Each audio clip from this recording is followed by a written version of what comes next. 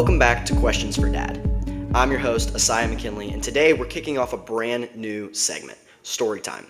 This is where men come to share powerful, inspiring stories from their lives and the lessons they learned along the way. And to launch this series, we've got someone you might remember, Tyrel Grennwade.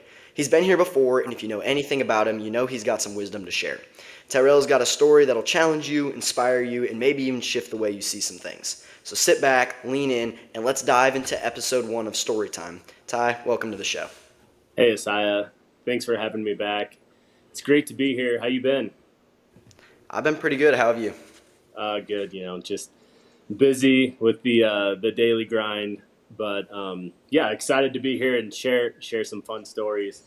Yeah. Today, I'm gonna kick it off with I think the last time we talked, I had mentioned about how something in my life that built a lot of perseverance and perspective was these hikes that we used to do. I think, the first one I did was maybe like a 35-mile hike, and then the second one was a 50 miler. And that was something in my early years that helped, really shape uh, the way that I, look at obstacles and just helped me to appreciate, the outdoors and gave me a real love for getting outside.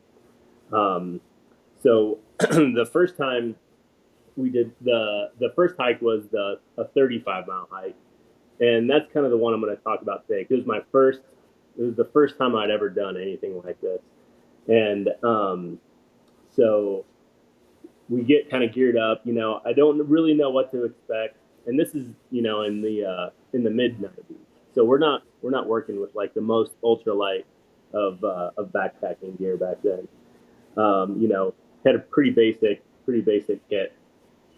I think we were, for the food, we were doing a lot of like ramen, dehydrated. Everything was dehydrated, and so I'd never really, experienced eating like that before. My dad had kind of told me this is what we're gonna eat, but I'd never had a meal like that. That you had to rehydrate, put it in water, boil it up, and so all the whole experience was something that was completely new to me. Um, we were in Arizona, and this was in the springtime.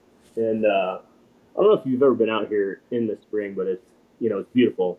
A lot of the desert like habitats in the springtime. There's actually a lot of water in the spring, and washes that won't have any water. During the rest of the year, in the months of March and April, if we've had a decent winter, we'll usually be running with little streams. And so it's kind of cool to go, into these backcountry areas in the desert in the spring and see, all this water. It's just really lush and a real cool experience. So we were in the Matazel Mountains, and I think we took about 3 days to do this. It was usually we would go over like Easter weekend or around Easter weekend, sometime in April. And this first day was just a major day. I want to say it was like 18 miles nonstop into this cabin that was in the Matazel Wilderness area, which is just pretty much directly east of Phoenix. It's not that far away from the metropolitan area, but it's one of Arizona's more rugged wilderness areas, which makes it really cool. Um, and so the first section of the hike, you basically just go straight up over a ridge, kind of like the front side of the mountain range. And it's probably 3 miles of just uphill. And I'd maybe done like a little bit of you know backpacking before that, but not anything like this. Not overnight or um, anything on this level. So the first 3 miles, your legs are just on fire. Have you ever had that experience where you're just hot footing it in somewhere and your your legs are just burning? Well, I've had a little bit of that with hunting out there with you. I think my elk hunt was the first time I was really packing meat somewhere, and then the deer hunt last year with Adley when we were hiking back in the dark. We got Yeah. down that first hill into that draw, started going back up, and I could feel it in my legs, and I knew I was going to be sore in the morning after that one. Yeah, so you kind of you got those thoughts. You're like, oh man, this is gonna be tough, and we're just getting started. And but it was beautiful. So that's one thing that kind of helps you push away like some of that uncomfort, or just getting your hiking legs under you is just the area that you're surrounded in. And I've kind of had that experience on other hikes. We did the Grand Canyon a couple years ago. We ran from the North Rim to the South Rim, and that was a lot of fun. And it's a pretty major, undertaking, but doing it in that like setting where you can just see like all this, natural beauty around you, really is, makes the whole thing worth it. So that's kind of like the setting. We're hiking through this canyon. There's waterfalls. It's the desert, but it's really lush and green and just amazing. I'd never seen anything like it. Like the smells, in the morning in the desert when there's like kind of a lot of moisture in the air, you can smell a little bit of that creosote. There's nothing better. Um, so yeah, we're hiking and we get like to our kind of halfway point for the first section, and I'm pretty smoked. I'm out of water. We're at a spring where we reload, and I think that was where we had our lunch. So um, take a little bit of a rest, get rehydrated. Get some food in your belly, and I just remember my dad smiling like this huge grin because he knew what was coming next. And so after this, this area that we had our first, our lunch, first little break, was a huge canyon called Dead Man's Canyon. And once you like get to Dead Man's, you understand why they call it Dead Man's. It is just a gnarly canyon, and the trail is not very good. At least it was back then. It wasn't very good back then. And so um, I think we might have even gotten off the trail and kind of got bluffed out for a little bit. And this is where you're starting to kind of feel the fatigue, and we're going downhill. So like the pain is coming on the backside. You can just see it.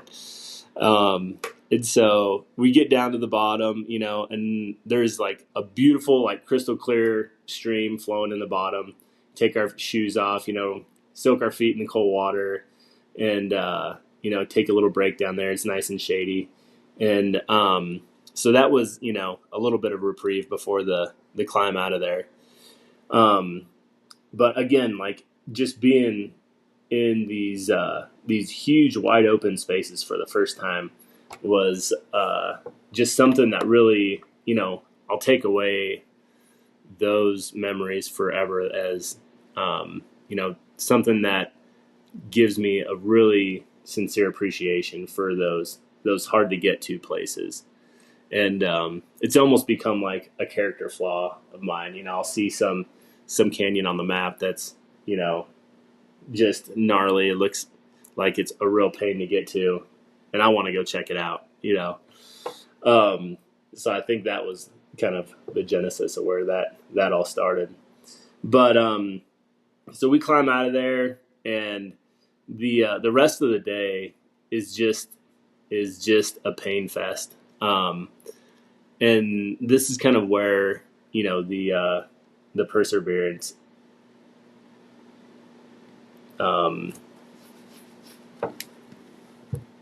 the perseverance of the event was just something that you don't understand it when you're in the middle of it, and you're just trying to survive, And thankfully, my dad's super supportive. He's encouraging. We take all the breaks we need, and but there was no doubt that there was no stopping until we reached our goal, and So that was another huge lesson that really impacted me. Looking back on it, of course, when you're in the time you're a kid, I think I was like 13 or 14 at the time. You're just, trying to get through.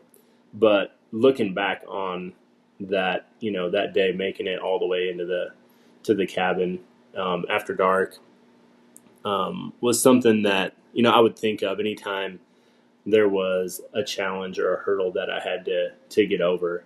Especially in my younger years, I always thought after we finished that first hike that man, if I did that, I could accomplish anything, and I knew that all you had to do was just put one foot in front of the other and just keep moving.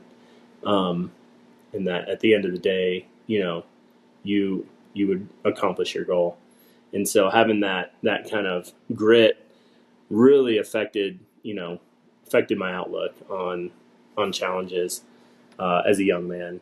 So I think kind of circling back to your audience, that's something that is hard to seek out. When you're young, if you don't have a mentor or somebody to take you out, nobody wants to go on some long painful hike that is hard.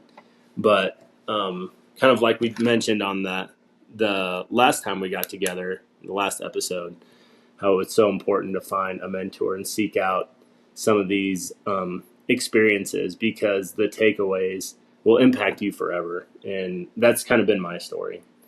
But yeah, so we did end up getting to the cabin, super, super cool place. We have a little bit of family history in this area. My grandfather's brothers were all cowboys in this area in the 40s, and they cross fenced a lot of the pastures with mules because the country is so rough. And they used to stay, it's like an old cowboy line shack that they used to stay in. And this is one of them that, they would kind of be cruising through the area and stay in. And it was just a really special place. The cabin actually burned down, I think, in 2006. There was a big forest fire in that wilderness area, and unfortunately, it burned down. But so we hiked in that whole day, stayed the next day, and just kind of hung out around the cabin and explored a little bit around the area. There's some fruit trees, a really cool spring, and it's just cool knowing that you're way back in the middle of a wilderness area and there's nobody else back in there with you. And if there is, they went through the same thing you went through to get there. And so it's kind of like an exclusive club almost. When you see people back there that have gone through the same thing you've went through to get to a spot like that, there's like almost a sense of camaraderie, and so yeah, there's one other thing about that place. There was a lot of mule packers that would go in and out of there on horseback and on mules. And on the front door of the cabin, there was an old mule skull that had a bullet hole in right in the head of it, and they hung it up on the door. I always thought that was pretty funny. That stuck with me. Some poor mule didn't make it out of there, and some old cowboy found that skull and hung it up on the door. But yeah, just a lot of cool places. A lot of cool places like that you can get out and just witness God's creation and just enjoy that natural beauty of the world around us. And it's something that I feel like every person, especially a young man, but all people need to get out and have those experiences. It's important. Yeah, I know. I mean, I can definitely say that some of my biggest and favorite moments have been out sort of in the woods or in the desert where not a lot of people get to. And it's, if you remember that elk hunt you took me on that morning that I shot the elk, we had the most beautiful sunrise like we've ever seen, at least Yeah. that I've ever seen. Yeah. And I've always thought of that as kind of almost God's reward for putting in the effort to go Right. and see those untamed places. The most beautiful sunrises, the most beautiful sunsets, the most beautiful things I've ever seen have been after the hikes that make my legs fall apart and make me wish that I was sitting on a couch back at my house. But then I get there and I'm like, wow, that was really all worth it. Yeah. And I really think that was an intentional incentive for us to get out there and explore the wonderful creation that's still, I guess, not even civilized yet. The little part of the world that is still truly wild. Oh yeah. And there's a lot more than a lot more places like that than you would think. You know, there's still a lot of really wild places that you can put in the work and go enjoy. And yeah, it's it really is an amazing thing and something I'd highly recommend. You know, just for any young man that is looking for some positive life experiences that they can carry with them for the rest of their life. Um, Going on, and carving out the time is really important to make it a priority. You know, life is always so busy. We have so many distractions, and it really is a lot. It's a big ask for somebody who may not have a dad to try to get themselves in a situation where they could do something like that. Um, but man, it's important. And if you remember the deer hunt back either this fall or the year before that, when Adlai shot his deer right at dark, probably what maybe 2 miles from the four wheeler, Yeah. and we were looking for it in the dark, had to run way back and get our packs, and Lesson learned there, right? Don't yeah, drop part don't two. drop your pack. It seems like a lesson we keep trying to learn. But I remember starting out on that hike, and I mean, I had, I think, a hind quarter and some back straps, and started hiking up that next draw, and I was like, my legs are on fire. And Adlai's like a vicious runner, could run for days, but Oh, I I could know. only imagine what his legs were feeling, his tiny little legs, as he was packing up those back straps and that heart. And he got back to that four wheeler and he was more tired than I've ever seen him. You know how energetic he is, and I have never seen him that gassed. But the rest of the trip, the rest of the week, and even to now, he would speak about like how good it felt to get that deer all the way back, knowing he Oh was the yeah. one who shot it, he was the one who helped cut it up, and then like actually accomplishing packing part of it out on his own made him feel super accomplished. Yeah. And that's another thing I wanted to kind of highlight on, that the back side of that, those hikes and those events like that is the sense of accomplishment that you have after completing, something like that.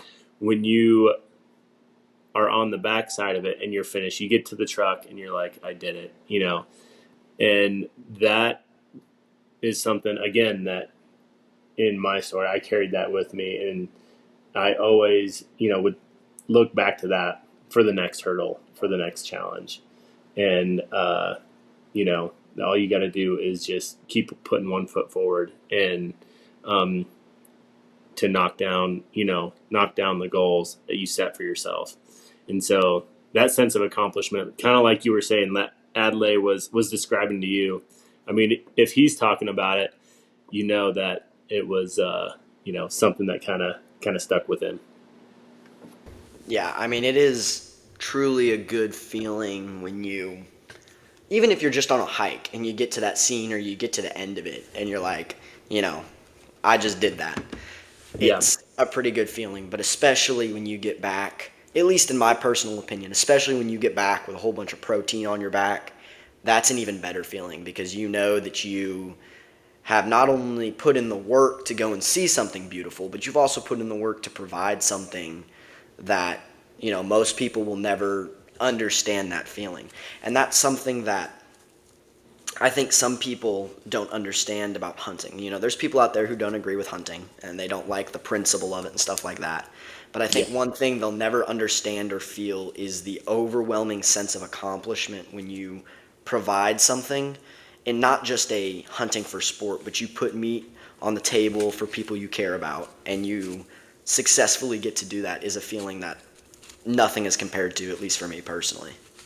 Oh, 100%. I feel like that's the one of the big things that people misunderstand is it's almost a culture. When you go on an adventure and you overcome, all these obstacles and you actually connect, which, you know, doesn't always happen. And you're able to take all that protein and you've developed a relationship with your food that very few people, have experienced. And, you bring that home to your family and the sense of gratitude you have for, kind of everything after that, but especially your food, because of kind of what you go through. And it changes your outlook. It has for me. I mean, yeah, absolutely. I think it was Steve Ranella who said it in a Meat Eater episode, maybe a podcast, something like that. But he was saying that he, because of his hunting, respects deer and wildlife and knows more about deer and wildlife than most people who don't like hunting ever will, just simply from the experience. He has more respect for wildlife, and I think that goes for just about anyone who hunts. I think some people don't understand the level of respect and honor that goes into the animals that get harvested, just Yeah. simply because of the understanding that of the creation there, which is really something special. And I'll talk about Adlai again for a second. Anytime at my house, whenever we make deer steaks, if we make deer burgers, deer burritos, we eat deer all the time. After Adlai shot his deer, and we'll use some of that meat to make a burger, make a burrito.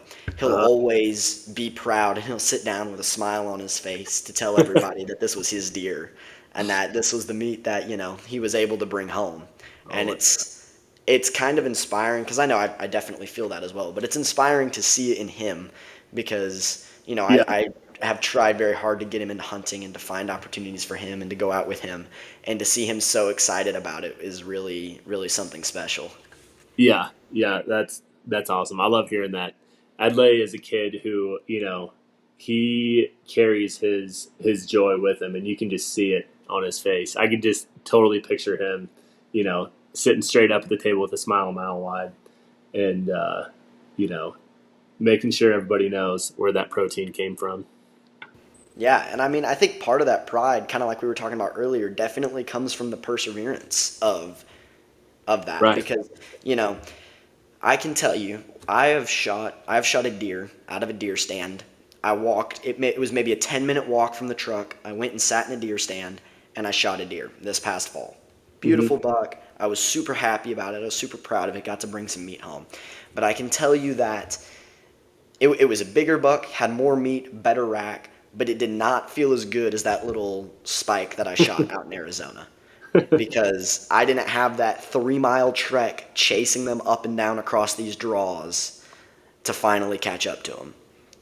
Yeah. And I think I think that just comes from the perseverance of it because it feels so much better knowing that you put in the work to do it. And I think Yeah. that goes for a lot of things in life. I mean, like, I'm a lot more prideful in things where I put in 100% of my effort than when I just do it because I have to do it. Yeah, and not to take anything away from tree stand hunting, I think there's a whole nother, um, you know, aspect to that uh, is really amazing by just slowing down and enjoying nature. Like you just sit there and soak it all up, the sounds, the sights, the patience, and so it's different, but um, I would say equally as important to any way you can procure your own meat and provide for your family is a huge blessing. And trying to see those blessings in whatever that adventure looks like. Um, and for me, with these hikes, we weren't even hunting; we were just like hiking because my dad liked to hike, and I love to do that, and I kind of morphed into a hunter in my later years, and got to taste those victories of those hard pack outs and eating tenderloins the night after a kill. But it all started with just somebody getting me outside. That's all it takes. And so, if I just want to encourage, other men, if they, have the time and the space to be a mentor, or, some of your listeners, to just really make it a priority to seek out those mentorships and get outside one way or another, whatever it takes. Right, no, absolutely. And I love what you said about, stand hunting.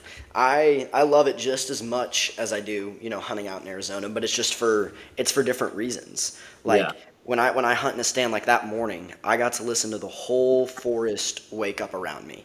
I got to listen to the birds wake up and the squirrels start to run around. And I always love playing that fun game where that tree in front of you looks like a deer and then it gets light enough and you realize it's not a deer. Yeah. That disappointing moment. But it takes much more patience, and in a different way, you don't necessarily put in the work to go out and see those incredible sights that you would never see otherwise, but you slow down and enjoy sort of more what's around you every day and gain more of an appreciation for that, which in its own way is valuable. Yeah. It's, the another aspect to those lessons, the patience, which is a huge um, lesson for us to learn in this day and age of instant gratification. um, on those hikes, especially that 50 miler, you're just like slogging along hiking. I at that age, I couldn't even perceive of hiking as far as I could see. And that was what we were doing. There would be like a ridge line as far as you could see away, and you knew that you were gonna get there. But it's just the patience and like almost submitting to your fate of just walking. It's kind of a funny, concept to think of, but it's a beautiful thing. Yeah, no, hikes, especially the long ones, it's always more daunting when you can. Well, I would actually say it's less daunting. When you can see that ridge as far as the way is, you have like a thing to point at. And then when you go and hike like in the woods and you can't, like back here in Tennessee, when I go hike in the Smokies, like I have no clue where I'm going or how far I am from there. And it's a Yeah. very daunting experience to just keep trudging. But then you Yeah. get there and you're like, wow, that was pretty amazing. Yeah, for sure. If you can't see your goal, I could see how that would make it really tough. Um, so yeah, you're just, but again, you're just out there, and you know that you have a goal to accomplish, and you're stuck. There's no getting picked up. There's no way out. You just got to get through it.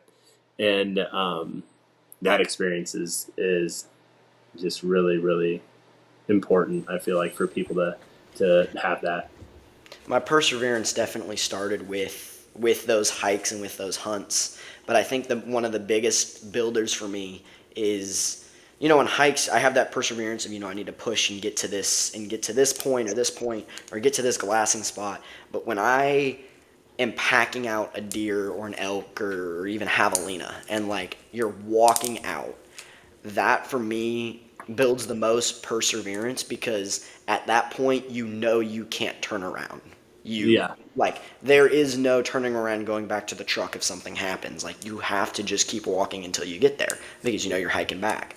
Right. And those for me were big moments because it can hurt at certain points for sure. But you just keep trudging and trudging, and then of course when you get there and you get back and you make up some back straps or some tenderloins or some ceviche, everything feels better, and it's like a little medicine. Yeah. Oh, yeah. And I think I like what you were saying about how it hurts. I think that's another aspect of it to also embrace is pain. In our kind of instant gratification society, people want to avoid, doing hard things, avoid the pain. And, that first day, your legs are just blasted on those hikes. But then by day two, you're real sore. You're kind of getting through it. By day three, day four, you get your hiking legs, and you you can put on those miles because you've gone through the pain. And when you experience that, you kind of it just builds you up and adds layers to your character. that you'll take with you and carry that with you for the rest of your life. Yeah, and for me, I know that that's very applicable to life, because I know that when an upset in life first happens, when something bad goes wrong, or you get some bad news, or there's a new hurdle for you to jump over, the first day you're not quite sure how to approach it. You're stressed out, you're overthinking, you're doing all these things. And then by day 2, like you said, your legs are sore when you wake up. You're worried about it still, but you start to sort of apply a little bit more logic to the situation. And then by day 3, you should be, on that path to figuring it out. And at least for me personally, I've accepted what's happened, and there's no point in trying to change it. So we got to start working to how to fix it and how to resolve the situation. And of course, sometimes that takes a lot longer than 3 days. Sometimes that's a process of weeks or even months. But it's Yeah. it's those same 3 stages of, I'm just stressed about it right now. Then you got, I'm sore, and then you got, let's figure this out. I got my hiking legs. Let's start walking. And yeah, you've overcome and you're stronger because of it, right? I mean, yeah, absolutely. Just like you get to that view and you feel so much better. You get to the end of that and you feel so much better, especially knowing that you put in the work to get there. Yeah.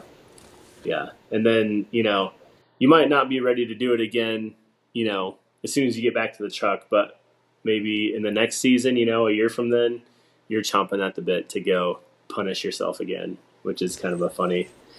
Yeah, it's kind of funny how that works for me. I don't personally enjoy being in pain, but I think every year when deer season rolls around, or every year when it's time to draw tags, I get super excited and hopeful that I get to go out and crush my legs again. Yeah. And I think part of that comes from not necessarily the want for the pain of it, but I think it comes from the want of the accomplishment of getting out there and getting to that site, or putting some protein in the dirt, that you're like, I want to go and do this again, even knowing what's going to come with it. At least for me, it's far worth it. I mean, I know some people who have gone on some tough hikes or some tough hunts, and they've decided after that, yep, absolutely, I don't want to do this anymore. This sucks. This is horrible. And that some people are, that's how they think about it. But for me, I can tell you every year I get more and more excited to get back out there and do it again. Yeah. Yeah. And that's totally fine. Like, it's not for everybody. But there is, I feel like, an element of getting out into nature, and that is for everybody. That's something that everybody can enjoy. And so if hunting's not your bag, totally cool. You don't need to do it. But there's always the cool places that we can get out and enjoy and pursue that in. Man, what a story. Ty, I appreciate you coming on and sharing that with us. That hike with your dad, pushing through when it got tough, and learning perseverance step by step. That's exactly the kind of lesson that sticks with you for life, and that we were looking for in this episode. And for those of you listening, maybe you're facing your own uphill climb right now. Maybe you're hiking to that sunset, hiking to that summit, and maybe things feel impossible and you're ready to turn back. But like Ty's story shows, the hard steps are the ones that build you up. Keep going, lean into the struggle, and trust that what's on the other side is worth it. If this episode spoke to you, share it with someone who needs to hear it. And if you've got a story of perseverance, fatherhood, or lessons learned along the way, reach out. We'd love to hear it. That's it for today. Until next time, keep asking the right questions, keep learning, and keep growing. I'll see you in the next one.